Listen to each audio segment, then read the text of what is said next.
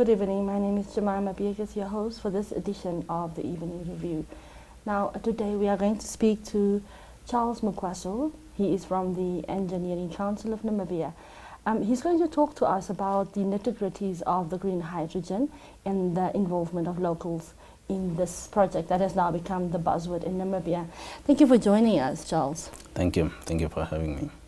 Now, Charles, Namibia has launched its green hydrogen strategy last week at State House.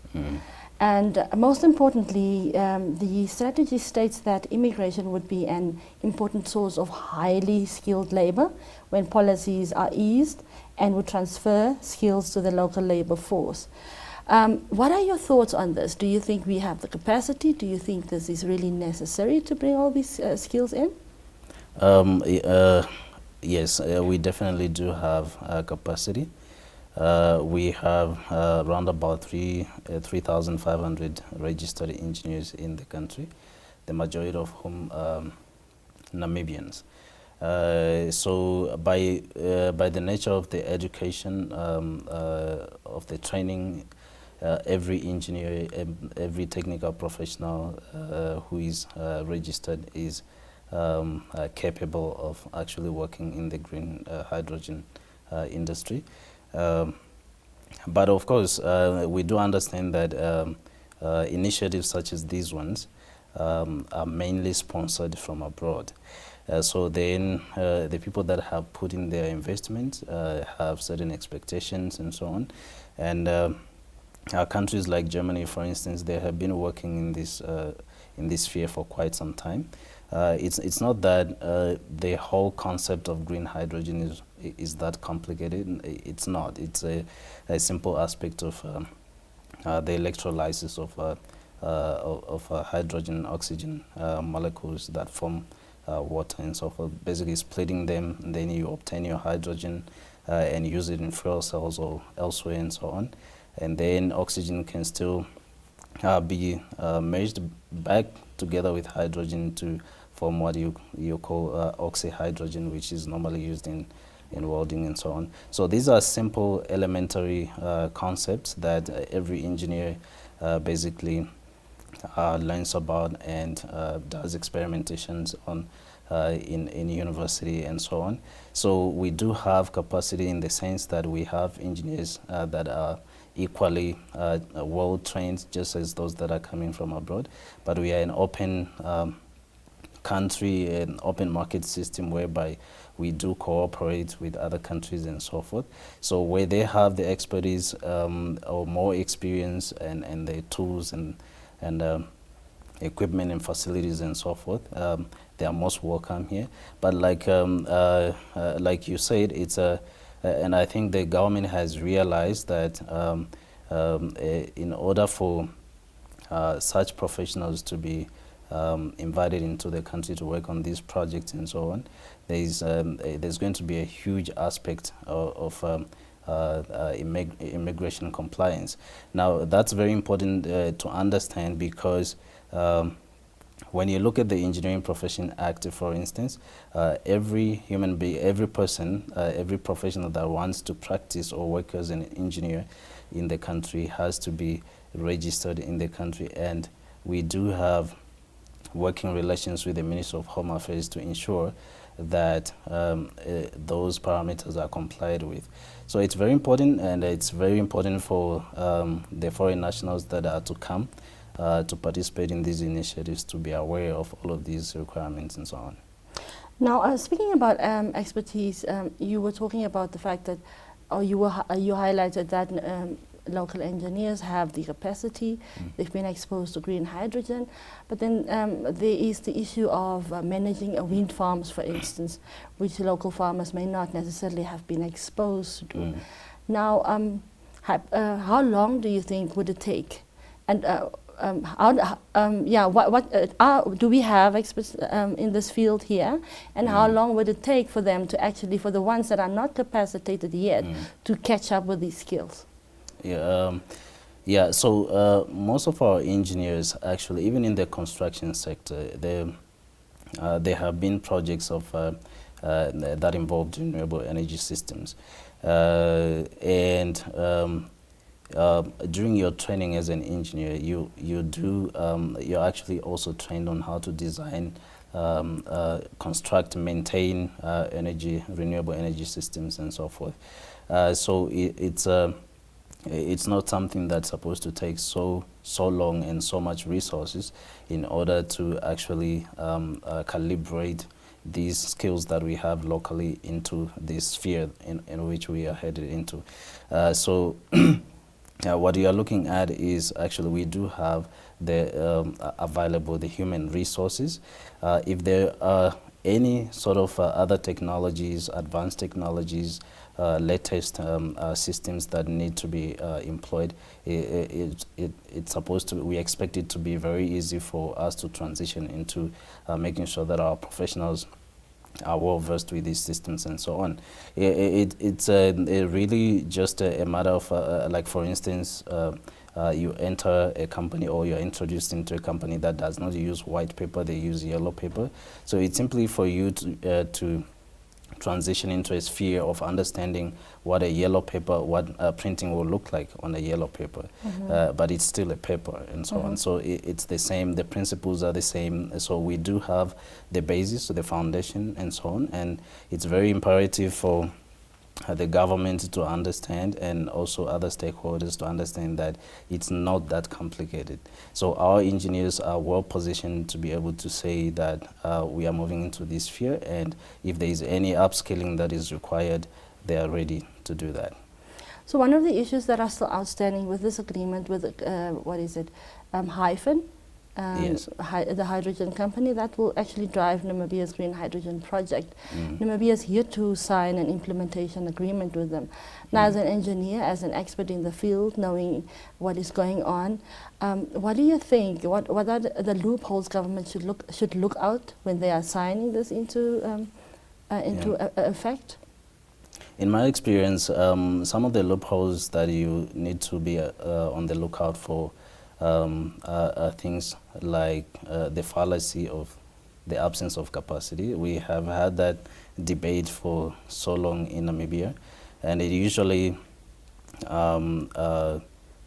takes advantage of the fact that as a young country, one of the youngest on the African continent and so on, most people still have the notion that we do not have the capacity or capacities in certain technical or highly professional fields such as engineering, medicine and so on. But we also need to recognize the fact that we are long past that phase. We have been training engineers for so long, for about 30 years now, and we have the data. We can show that we have engineers in this country and so on.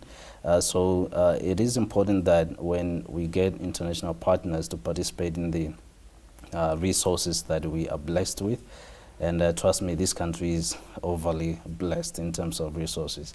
So it's very important to understand that when we are inviting partners to participate in these in the beneficiation of these resources, we should acknowledge the efforts and the investments that we have already put in terms of training engineers, and let's use those skills and let's make them available to participate in this thing, because at the long time it's another way of investing in the long-term future of the country.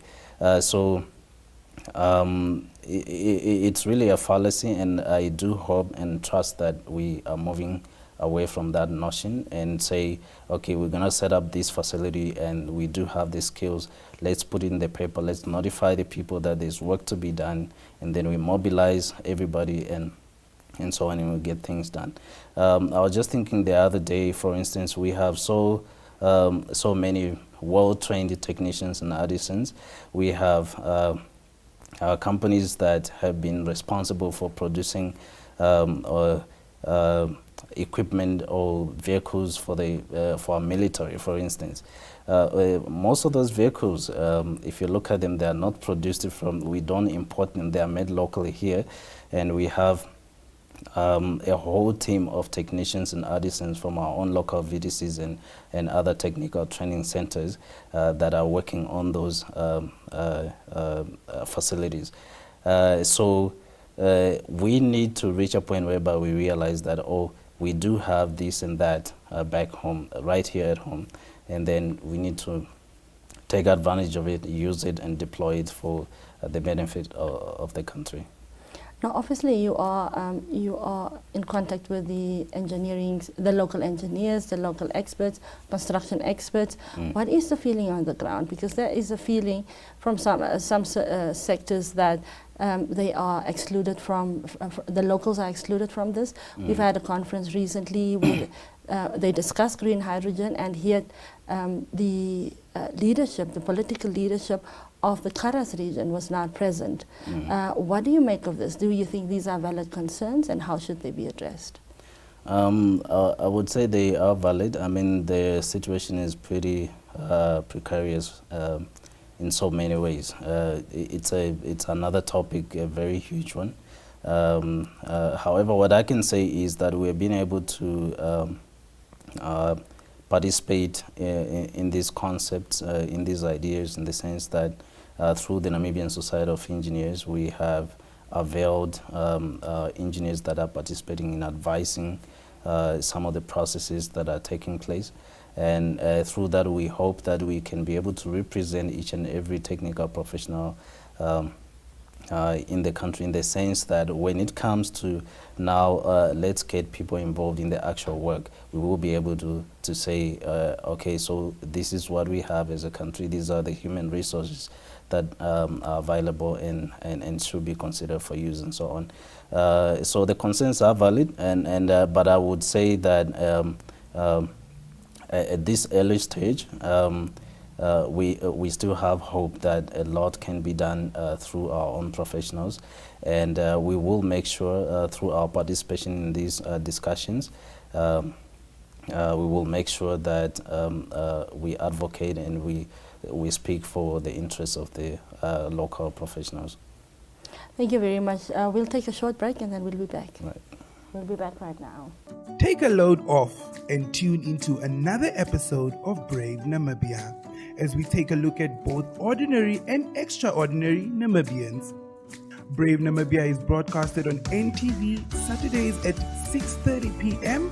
and oneup2.com, as well as broadcasted on the following Facebook platforms on Wednesday at 5:30 p.m. Republican, Allgemeine Zeitung, Namibian Sun, and all Namibia Media Holdings pages. For more information, contact the Brave team at brave@synergy.com.na. Brave Namibia, for the ordinary and extraordinary Namibians.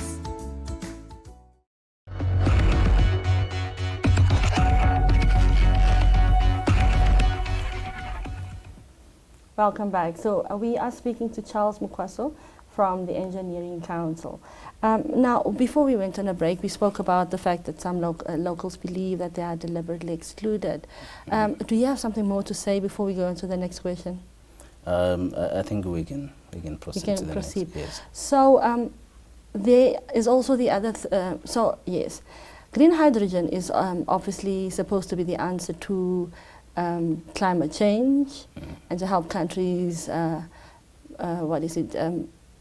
Pass on the climate goals, but the green hydrogen is allegedly not as clean as we are made to believe. Can you please explain to us what the carbon footprint looks like and what it means? It is actually very clean. I think there's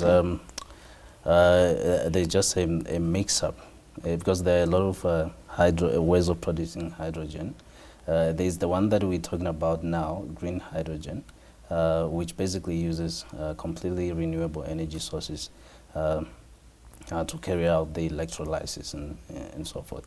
But we also have gray hydrogen, which now uses fossil fuels, and that actually at the moment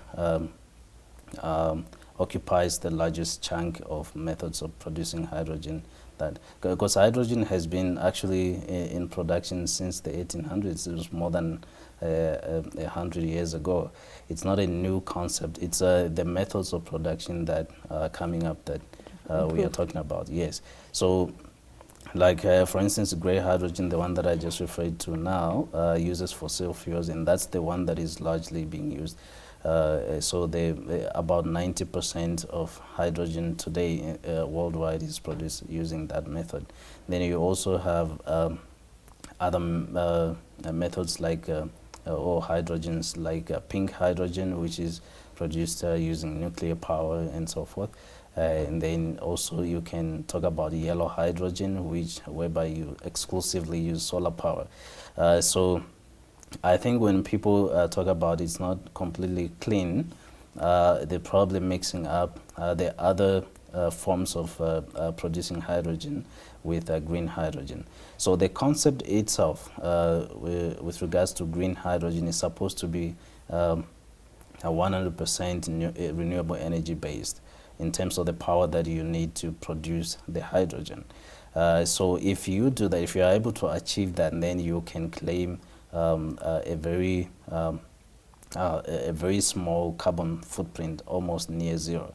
So I think it's just a mix-up, and I've noticed that we don't normally explain the differences and so forth. Namibia, one of the reasons why Namibia has one of the largest potentials in terms of green hydrogen facilities and so forth is the fact that we have a lot of various sources of renewable energy systems. We have the ocean, abundance of water. We have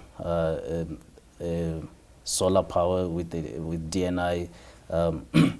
The levels of DNI only second to Chile. And so forth. So we stand a very good chance. However, the main concern has always been the cost of producing hydrogen, especially when it comes to renewable energy. Producing green hydrogen, or just hydrogen itself, is already an expensive process. And then you add to that the fact that renewable energy itself has always been expensive. Mm-hmm. However, over the years, we have been trying to find ways in which we can produce renewable energy without spending so much money. So a lot of inexpensive or efficient ways of production have been found, but it's still way expensive. So the hope is that as the cost of producing renewable energy goes down, then it will automatically translate into lowered costs of producing green hydrogen, for instance. So basically that's what I can say on that topic. I think it's just a mix-up, but the concept, the idea behind green hydrogen is supposed to be extremely very low in terms of carbon footprint.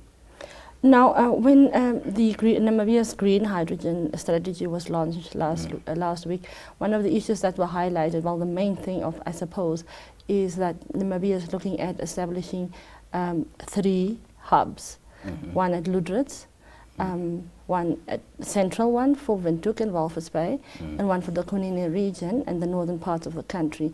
And these areas will have an ammonia plant set up, mm-hmm. a biomass plant, I suppose, as well. What does this mean for the country, and what is your assessment as an engineer of this? All right, so it could mean a lot of things, and I would say from the onset that what's important here is to make sure that we transfer the cost to somebody else. As long as that can be done, I think it's going to be a very good environment to live in terms of our country. However, if at some point we end up bearing the cost of all of these things, it's going to be it's not going to be very good for anybody, because it's a very expensive, and electrolysis itself is a very expensive process. And then in most instances it's very inefficient. So you need to introduce a lot of other technologies to make it better, and to make sure that what you are producing returns the value of investment. The other aspect that you need to look at things, for instance, like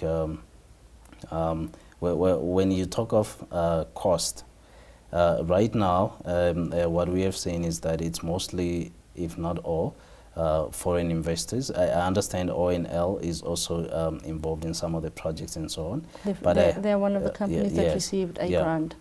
Yeah, but I understand that most of the funding is coming from abroad. Yes. What I do not know, I do not have information about, is whether we're going to be required to pay back all of these investments at some point, or they will be paid back from the value that will be created by these projects. So overall, what I can say is that if we can find a way to make sure that we transfer the cost of production onto somebody else, then these are very good ideas and initiatives for the Republic of Namibia. Then with regards to the byproducts, like I said earlier, like hydrogen can be used in so many ways, like in fuel cells, for instance, for transportation and so forth, in batteries. And one of the challenges we have always faced in terms of moving a step further in renewable energy systems has always been the issue of storage. And hydrogen is not an exception. Storage has always been a problem. But if we can be able to find ways in which we can store hydrogen and transport it efficiently and so on, and then we can achieve a lot. And also ammonia, you mentioned ammonia, it's the main element of fertilizer and so on. So if we, I mean, fertilizer, you're talking about food production. Right now, if I'm not mistaken, we're importing most of the fertilizer that we are using. And so about 47% of fertilizer produced worldwide is based on ammonia. So if we can produce that, it's a very huge chunk of the global market.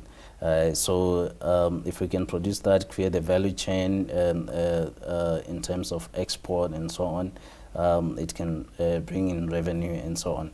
And then also, you can still, after splitting hydrogen and oxygen molecules, you can still put them back together to create what you call oxyhydrogen, which is used mostly in welding and so forth. There's a welding gas.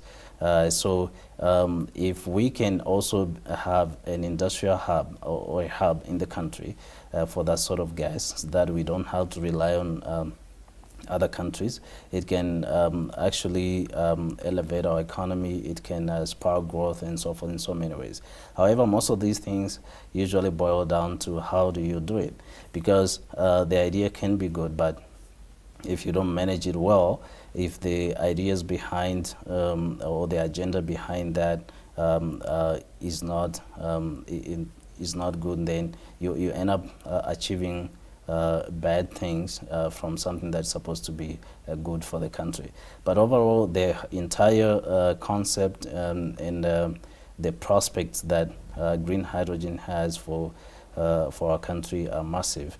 And if we can work on those things that I mentioned, I think we are on the good.